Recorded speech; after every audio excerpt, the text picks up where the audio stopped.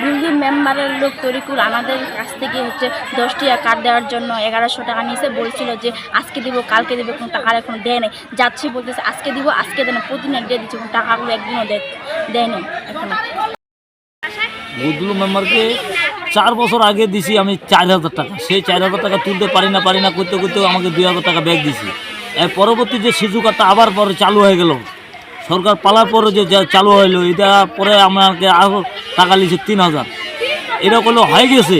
পরে বেরাবার একদিন আমার কাছে না পঞ্চগড় ব্রিজের মাথায় হাড়িবাতিলে ব্যবসা করি, ওখান থেকে আমার কাছে আবার 500 টাকা নিয়েছে, কত বেটা তোর কার্ড হয়ে গেছে ফের ওখানে। আর এখন তো মোবাইল ধরে না, মোবাইল রিসিভও করে না, কার্ডেরও কোনো খবর নাই, মানে দেখা সাক্ষাৎ হচ্ছে না।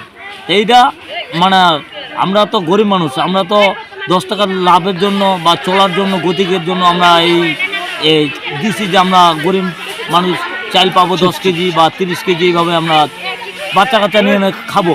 কিন্তু এইটাও তো আর আমাদেরকে গ্রামে এমন সিটিভাইজ করছে, মানুষকে তো খালি ঘুরাচ্ছে, খালি ঘুরাচ্ছে।